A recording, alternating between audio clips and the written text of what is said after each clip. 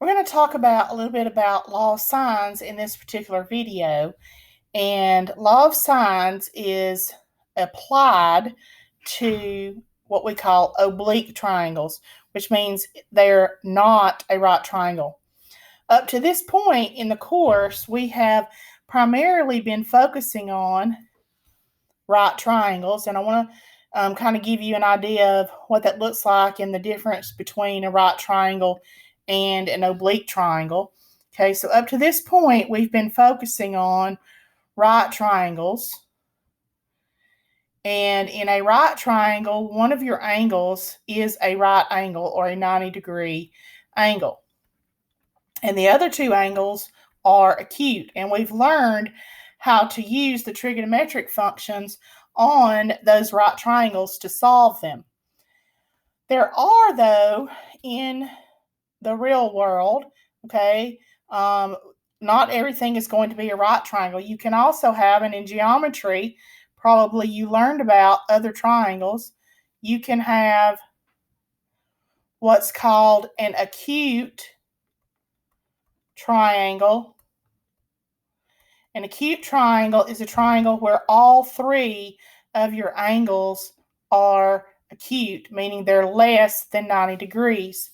You can also have a triangle where you have one obtuse angle and the other two, you have that one obtuse angle. An obtuse angle, remember, is greater than 90 degrees. And so you have a triangle with one obtuse angle and two acute angles. The acute and the obtuse, we lump together in that category that we're going to begin talking about now of oblique triangles. We cannot use the trigonometric functions we've been talking about, the sine, cosine, tangent, secant, cosecant, cotangent, on an acute triangle or an obtuse triangle. And so we need a plan B. And the plan B is either the law of sines or the law of cosines. Now, one other thing I want to remind you about that's kind of a carryover from geometry is how you actually label one of these triangles, okay? When you have a triangle, even with a right triangle, it works this way, but when you have a triangle, okay, whoops, sorry about that. Let me see if I can get rid of that. Okay, so when you have really any kind of triangle, whether it's a right triangle, an acute triangle, or an obtuse triangle, each angle is typically labeled with a capital letter. It doesn't matter what we typically use, A, B, and C. So you would have angle A, angle B, angle C. So your angles are labeled with capital letters. The sides are labeled with lowercase letters, and we label the side opposite the angle is the side. Okay, so the side opposite angle B would be side B. The side opposite angle C would be side C. And we use lowercase letters for the sides. Okay, so that may help you as you're looking at these different problems. So let's go back and talk about law of sines for a minute. So it's going to apply to those oblique triangles. And there are three scenarios that you can use law of sines. And the first one is if you know two angles and one side opposite one of the given angles. This is called angle, angle, side. So let me see if I can sketch you a picture so you can get a sense of what we're talking about. Okay. And again, it's either an oblique triangle, so it could be an obtuse triangle or it could be an acute triangle. It doesn't matter which one I draw. Okay.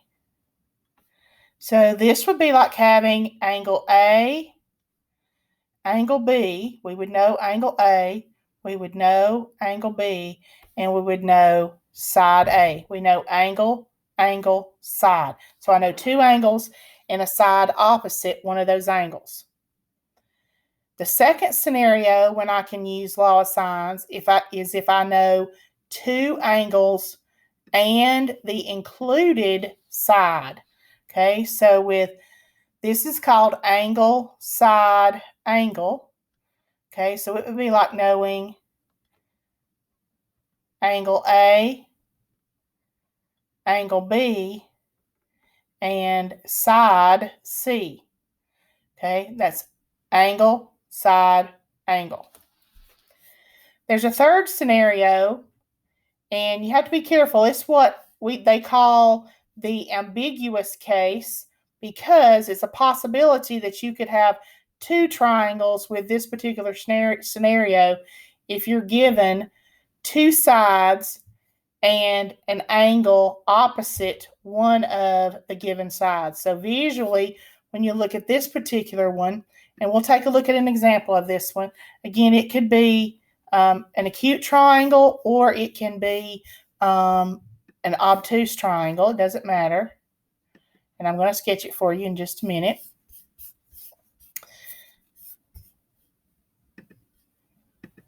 Okay, so let's see if I can get it sketched. So I would have a triangle. Whoops, sorry about that.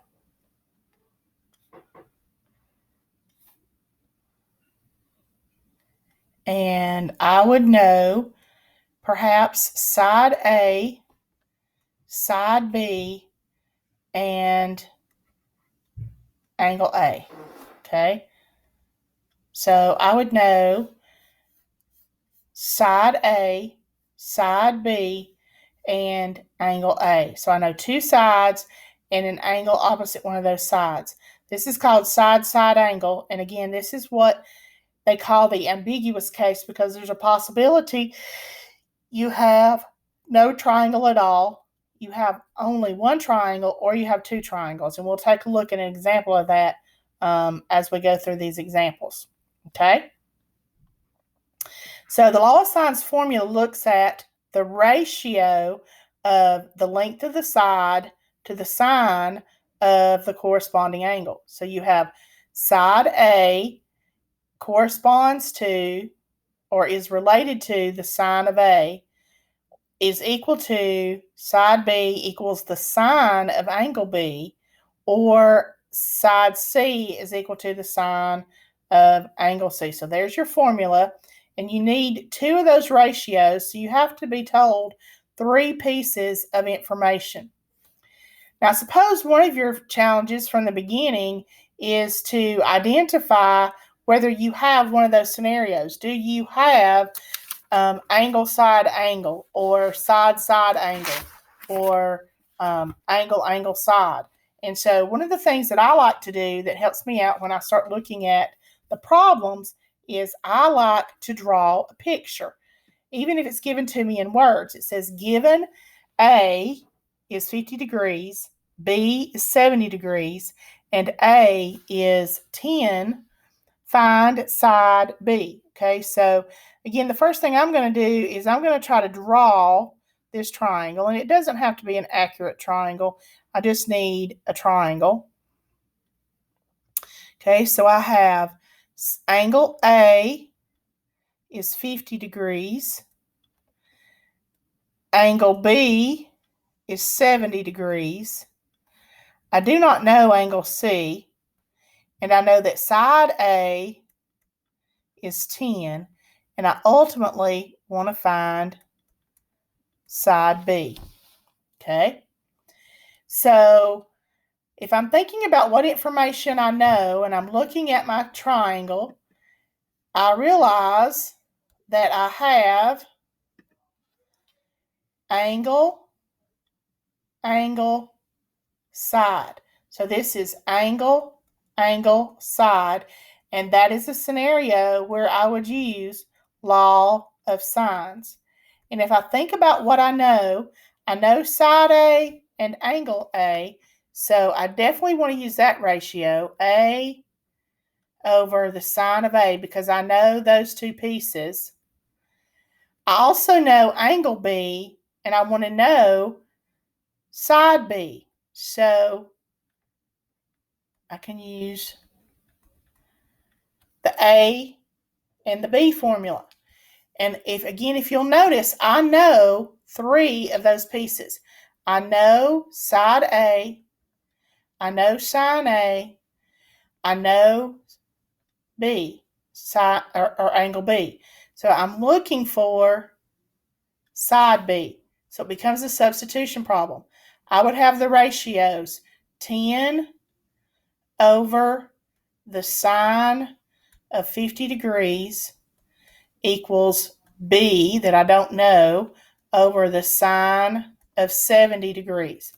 Now, it's important when you start thinking about doing this problem and working it out, you're going to probably use your calculator. You need to make sure that your calculator is in degree mode. Okay, so that's an important thing to know. You want to make sure that your calculator, and it's jumping around on me, is in degree mode. Okay, because these measurements are in degrees.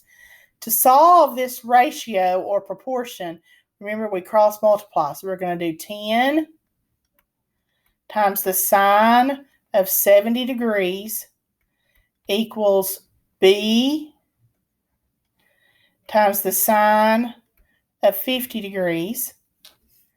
And I'm looking for B. So I need to isolate B by itself.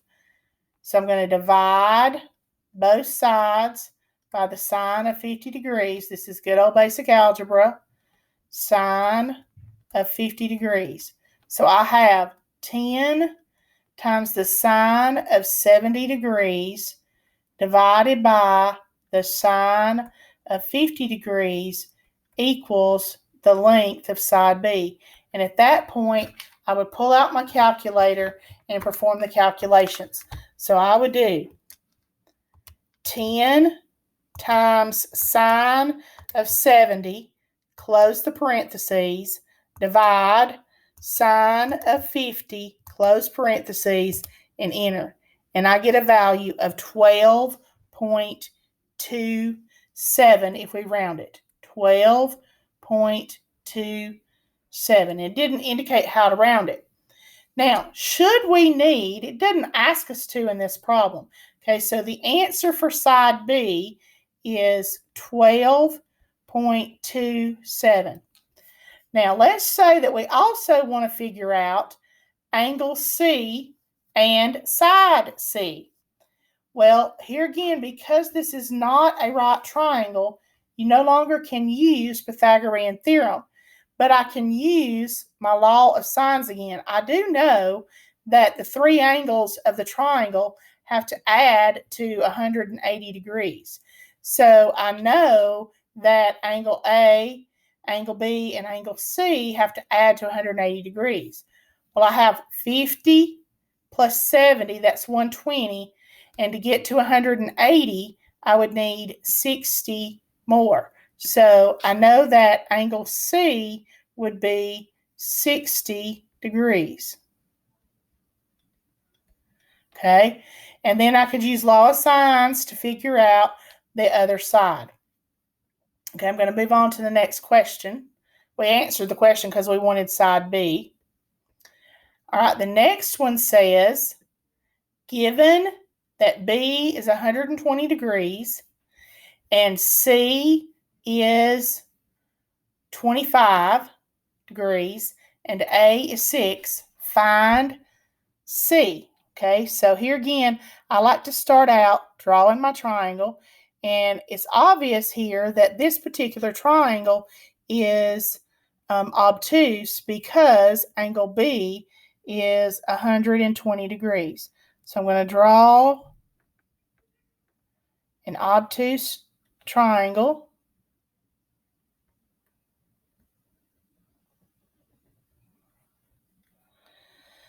Side or angle B is 120 degrees. Angle C is 25 degrees. And it says side A is 6. And ultimately, I want to find side C. Okay, so that's the side that I'm looking for. Well, if I think about what I know, in this case I have angle, side, angle. So again, that is a scenario when I have angle, side, angle. That's one of the scenarios where I'm going to use law of sines. So if I start thinking about the ratios for law of sines, I have A over sine of A equals B over sine of B equals C over sine of C. If I start thinking about what I know or that I'm given in this problem, let's see what we've got. Let's see. I know side A, I know angle B, and I know angle C. Now, typically, in order to use law of sines, you have to know both pieces of at least one of those ratios. At this point, I don't. But the easiest piece to find that I don't know is going to be angle A. And there again, I can find angle A because we know that the three angles have to add to 180 degrees. So if I take 180 degrees, subtract off angle B, subtract off angle C, that's going to give me what's left, which would be angle A. So I have 180 degrees minus 120 degrees minus 25 degrees. So 180 minus 120 is 60, and 60 minus 25 is 35 degrees. So angle A in this scenario is 35 degrees. So now I know side A and I know angle A. And I'm ultimately looking for side C. So I want to use the ratio for the A and the ratio for the C in order to solve my problem. So I'm going to scroll down just a little bit, and I'm going to write that formula down. It doesn't hurt to write it down again. Helps me keep it straight in my mind. So I would have side A over the sine of A equals side C over the sine of C. And then I'm going to plug in what I know. Side A is 6. Angle A we determined to be 35 degrees. Side C is what we're looking for, and angle C is 25 degrees. So again, I have a ratio equal to a ratio, and we're going to solve that by cross multiplying. So I have 6 times the sine of 25 degrees equals C times the sine of 35 degrees. And again, I'm ultimately trying to solve for C. So to isolate C, I'm going to divide both sides by the sine of 35 degrees.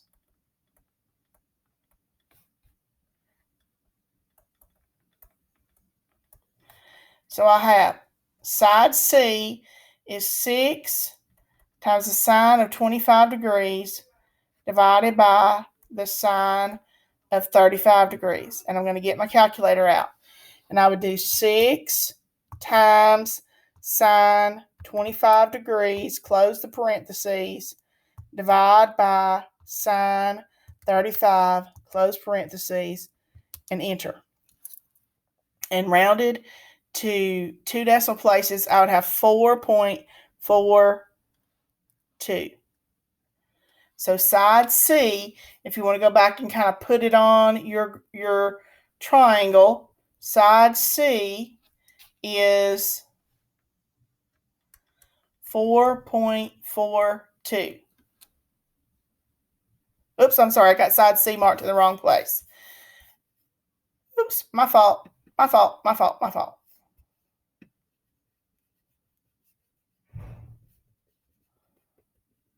Okay. So, let me get it right here. Side C should be opposite the C, and it's equal to 4.42.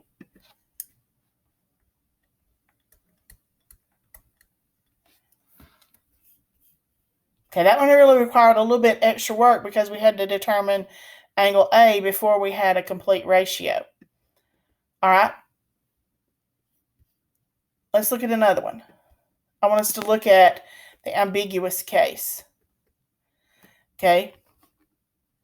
Given angle A is 64 degrees, side A is 32, and side B is 33. Again, if I want to draw this triangle to start with,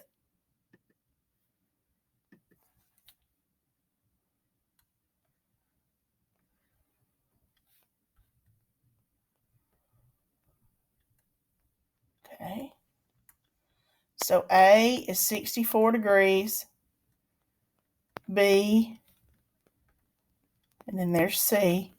Side A is 32. Side B is 33. Obviously, I don't have this drawn to scale. And again, if I think about what pieces I know a side and an angle opposite. So I have side, side, angle. So two things jump out. One is because it is side, side, angle, I know I can use all signs, but I also know that this is the ambiguous case. And so I have to think about it that there could be more than one triangle, or there might not be a triangle at all.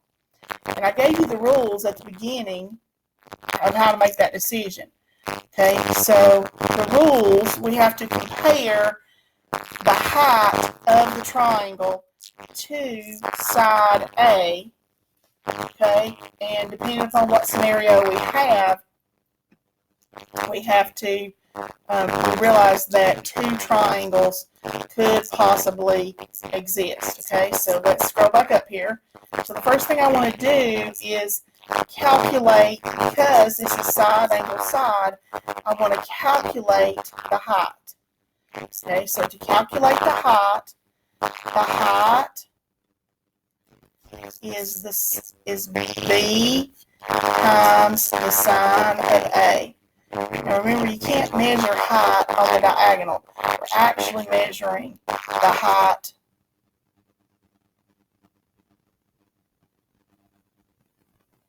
having to drop in altitude. So the height is B times the sine of A. So I would have 33 times the sine of 64 degrees. Make sure your calculator is in degree mode still. And I'm going to do that multiplication. 33 times the sine of 64.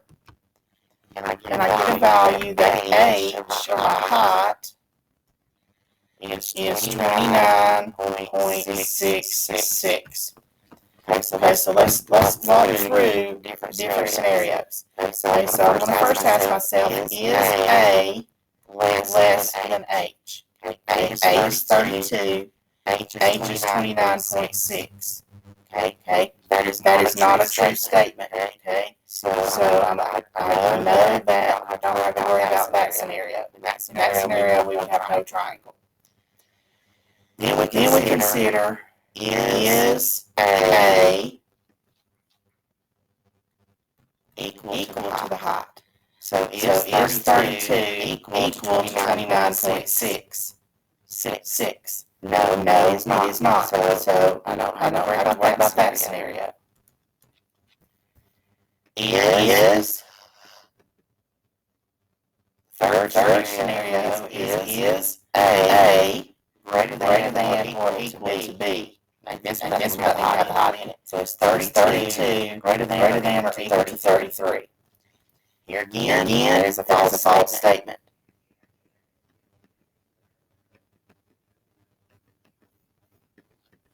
Okay, and then the last scenario, kind of ruled out everything else. Probably going to be that one. But the last scenario says if A is greater than the height, or A is less than B. So I got two things to consider.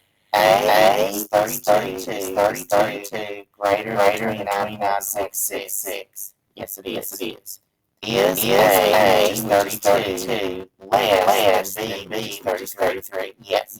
And so in this scenario, we can have two different triangles. And when you have two different triangles, one of them will be acute, meaning all the angles of the triangle will be acute. The other one will be obtuse, so that you have one obtuse angle and two acute angles.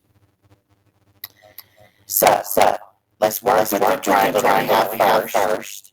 Okay, that I have here first. And think about ratios. Okay, so I have A over sine A equals B over sine B equals C over sine C. Okay, and let's think about what pieces we know here. Okay, I know side A, I know angle A, and I know side B. So initially, I can start out, which is what I'm trying to find, because it asks me to find the value for angle B. So I'm going to use those two ratios, plug in my numbers. Side A is 32 over the sine of the angle, which I believe was 64. Yep, 64 degrees. Equals 33 over the sine of angle B. All right, then we got ratio equals ratio. We're going to cross multiply. Okay, so I would have 32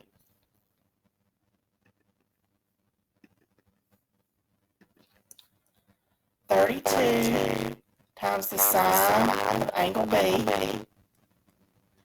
equals 33 times the sine of 64 degrees. And again, ultimately, I need to get sine B by itself. So I'm going to divide both sides by 32.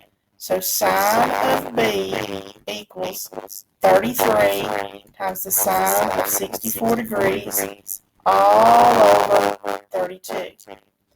And so I'm going to go ahead and I'm going to type that into my calculator. 33 times the sine of 64 degrees, get the answer, then divide by 32. So I have the sine of B equals 0.9268813,602. And then I'm trying to find angle B, so we have to use the inverse of sine. Okay, so I'm going to do the arc sine of sine B and the arc sine of 0.9268. Okay, so I'm going to get B equals, so when I do the arc sine of that decimal value, I get an angle of 67.95377,987 degrees. You're asked to round it to the nearest whole, or to one decimal place, and for this problem, one decimal place is going to be 68 degrees. So in the first triangle, okay, angle B is 68 degrees. And just to check, okay, we know it has to total 180 minus 68 minus 64, and we get 48. So angle C is initially 48 degrees. Okay, so there's our acute triangle. So then you may say, well, Ms. Ralston, how do you find the second angle? Okay, to find the second angle, basically what we're going to do in looking at this triangle, let me see if I can kind of sketch it here for you so you can see what's going to happen. If you extend side C, okay, so that you have a straight line, okay, we found one angle to be 68 degrees. This angle here would be its supplement. Those two angles together add to 180 degrees. So if I take 180 degrees and I subtract the 68, then that's going to give me the other value of angle B. Okay, so this B is 68 degrees is like B sub 1. Okay, that's like your first value because we determined that we were going to have two triangles. Okay, so you have to find both values, guys. You can't stop short. Okay, so that's like having B sub 1, the first one. To get B sub 2, we're going to take 180 degrees, find its supplement, 180 degrees, minus the 68 degrees, which would equal 180 minus 68 is 112. Okay, and so if B, the second B is 112, your second C would be 180 degrees minus 112 degrees minus the original A, which is 64 degrees. So we'd have 180 minus 112 minus 64, and that equals 4 degrees. Okay, so the answer to the question, because he wanted the values for B, would be 68 and 112. It's a little tricky, okay, but the biggest thing to remember to find the second one, you basically use the supplement. You subtract the first angle from 180 degrees.